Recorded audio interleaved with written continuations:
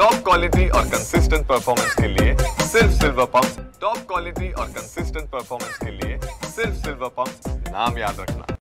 रत्नागिरी जिल्ह्यासाठी आज हवामान खात्यानं ऑरेंज अलर्ट दिलेला पाहायला मिळतोय। सकाळपासूनच या ठिकाणी जो आहे तो सरींवरती पाऊस बरसताना या ठिकाणी पाहायला मिळतो आहे। अरबी समुद्रात हवेची द्रोणीय स्थिती कायम आहे, त्यामुळे किनारपट्टी भागात या ठिकाणी वाऱ्याचा जोर अधिक असेल असा अंदाज हवामान खात्याने व्यक्त केलेला आहे। किनारपट्टी भागामध्ये या ठिकाणी ताशी 45 ते 50 किलोमीटर वेगाने या ठिकाणी वारे वाहण्याची शक्यता आहे।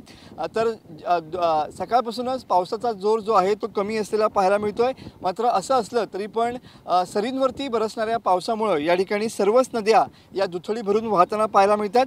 सर्वच नद्या इशारा पातळीच्या सध्या खाली आहेत।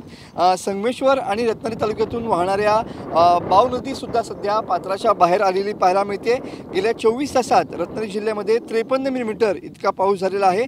मंडणगड तालुक्यात सर्वाधिक म्हणजे 74 मिलीमीटर इतक्या पावसाची नोंद झालेली पाहायला मिळते।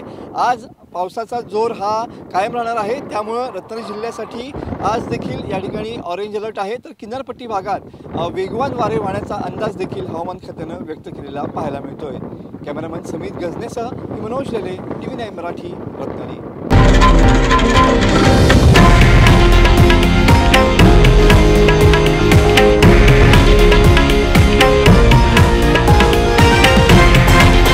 हे आहे देशातील नंबर 1 न्यूज नेटवर्क आणि आपण पाहत आहात TV9 मराठी, एकमेव।